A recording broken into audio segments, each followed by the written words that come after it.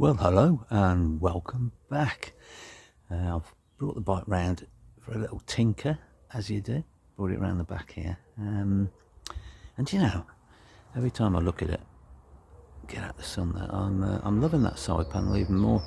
But having a little fiddle with it, as one of the locals goes by rather fast, it's highlighted having a look round it that I've been a bit lax, to be honest with you. And that is with the rear tyre. Now I knew it was getting low. I've known it's getting low for a while, but I thought, yeah, I've got plenty of time. And I don't know if you've noticed this yourself, but often the last bit goes really quickly, and it suddenly turns out from having a decent amount of tread to getting quite low. And I'm still okay, but anyway, I noticed that, and I've just had a ring round. And I've got a bit of a problem, because getting hold of one and getting it fitted quickly, it seems like might become a little bit of an issue. And that's rather highlighted things with the motorcycle trade in general. So I'm going to get out for a little ride now. Come along with me and we'll have a little chat about that, amongst other things. Let's get on the road. Yes, thanks for joining me again. And as you can see, we've got a flashing light here. We need some fuel, so I'm going to go the other way to the cafe today via the fuel station.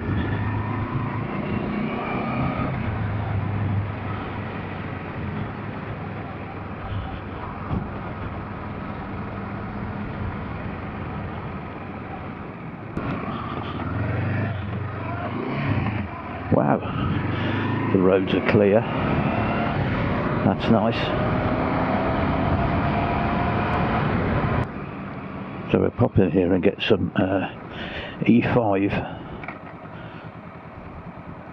As I always say, this bike has been run exclusively on E5 for its whole life.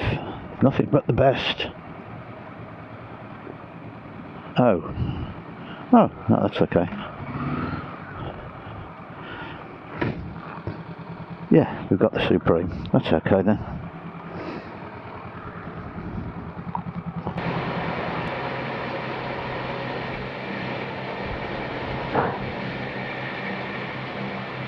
It's always £10 and a penny, isn't it? Why is it impossible to stop on a round figure anymore?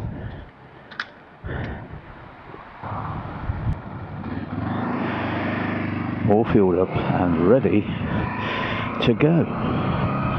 Well, now, first of all, let me point out that this problem I'm having is completely of my own making, and there are lots of other ways around it which I could probably, for instance, if I could fit the tyre myself, I could certainly find one online and get it sorted in a couple of days, but I haven't got the equipment to do that, or quite frankly the inclination. I haven't fitted a tyre before. I've done loads of servicing on bikes and stuff, but I've never actually fitted a tyre, so not my thing. And I didn't particularly want to start practicing doing it on a brand new bike, or at least a bike that's brand new to me.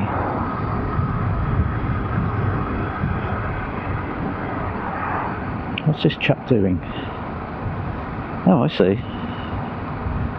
Nice and early indicating. That's good. I think he was distracted, to be quite honest with you. I don't know why. But anyway, we'll go this way. I haven't shown you this. Oh, the hedges here now, can't see anything. But all the new houses that have been built on the left-hand side here are now up and running, as you can see. Houses going up everywhere. So what about the tyre? Well, look, I rung my local Honda dealers who I had the bike from. Bike's still just about in warranty, so I thought, let's see what they'll do. And they said, yeah, we can do that for you. When can you do it? Well, we're currently booking services in August. I said, what? They said, yes, August. We are absolutely snowed under with work. Now we can probably squeeze you in before that. And I went, good. So we had a look and thought, yeah, we might have a little time here where we could squeeze you in the cancellation there. But it was still 6 weeks. 6 weeks. Now, I don't know if this is common, but I rung around a few other places and there seemed to be a similar picture actually. Now, of course, this is a side effect, I take it, of the fact that so many dealers have closed down. And apart from all the disruption that causes directly, it also means that the dealers that are left are getting overrun with work. So the availability of time slots in a workshop, even for something as simple as having a tyre changed, is getting really bad. Now I know there are options. I know there's ordinary tyre places and other places that will fit motorcycle tyres. I'm yet to go into that. I will do when I've got time. But it makes you realise with them booking services in August now, just how overloaded they are. My local dealers has basically taken over all the work from Street Bike, that used to be one of the major dealers in this area. I've actually taken on the Triumph franchise from them now, and I know they have taken one extra person on in the workshop, but frankly I don't think it's probably enough. Look, they haven't even got the capacity that they could actually use at the moment.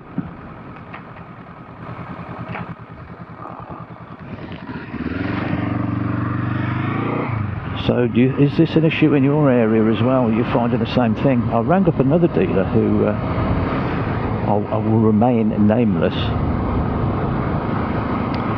and he was quite short about it. He said, well, we only fit tyres if you buy them from us. I said, yeah, that's fine, I'll let you supply the tyre.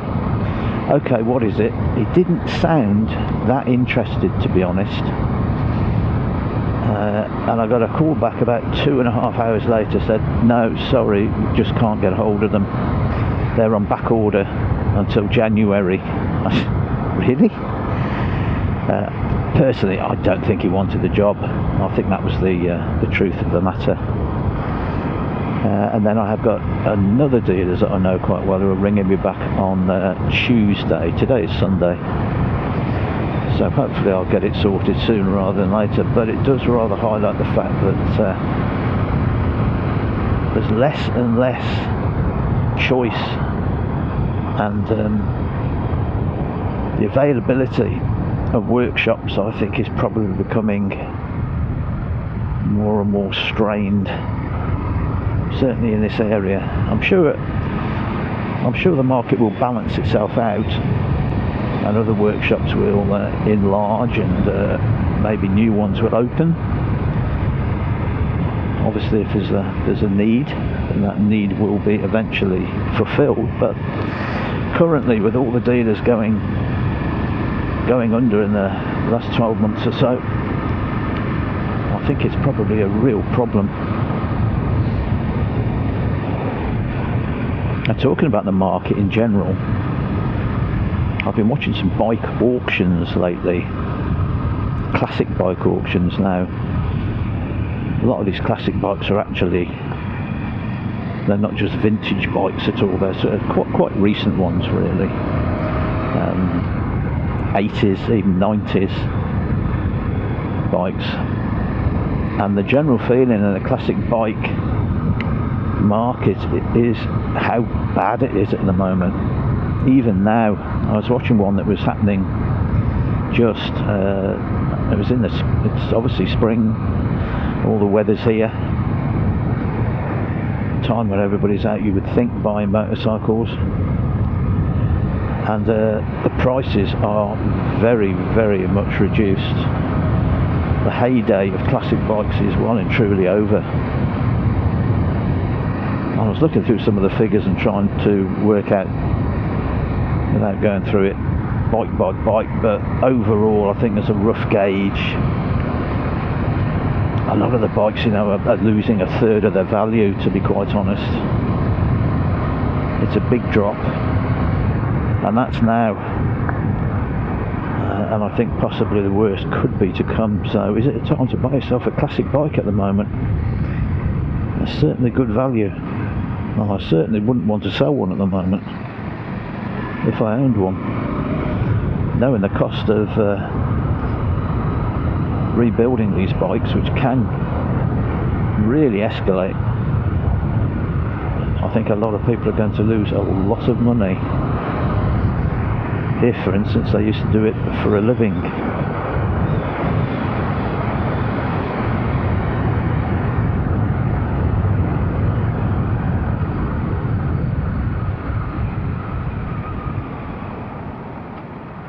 Right, here we are to Shatterford. Let's see what we have. We have a free road.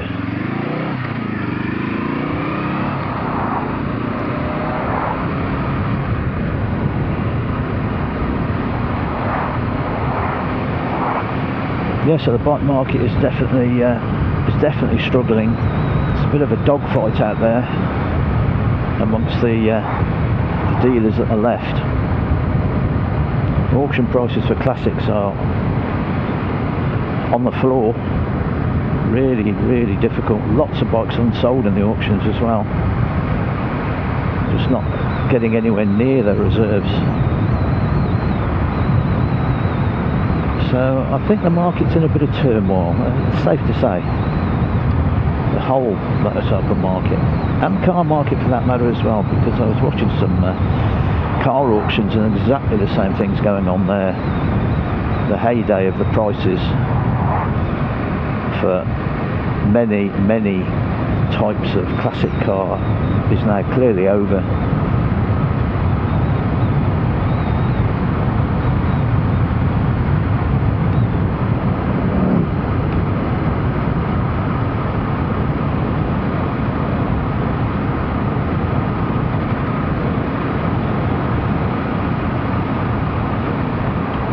I did mention in my first video back, I think, about the price that I'd been offered this in a part exchange and how poor it was, $2,750, which I was a bit astonished by, but then again almost expected.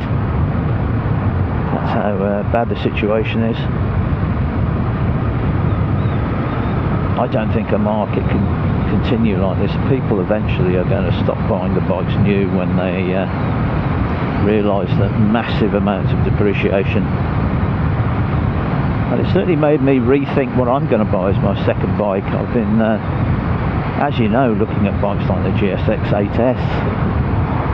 I had a little look at the Tiger 660, a few other bikes, different types, to sit alongside the CL. But the more I'm looking at it, the more I'm thinking that maybe an older bike that I'm particularly long for or have had in the past might be a better buy at the moment. A bit more realistically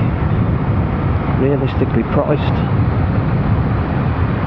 and likely to lose less money.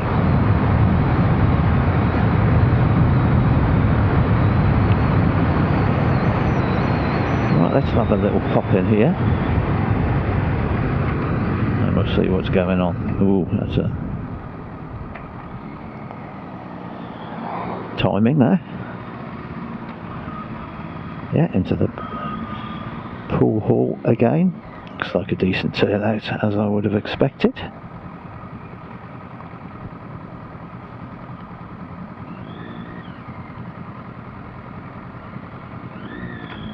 And the last time I was here, I had to ride home and go and get my car, because one of the gang had a flat battery on his bike.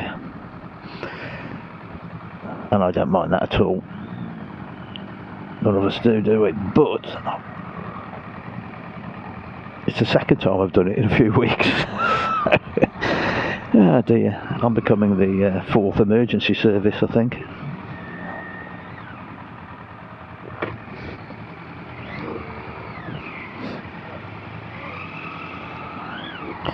Right, there we are. It's all getting very very busy.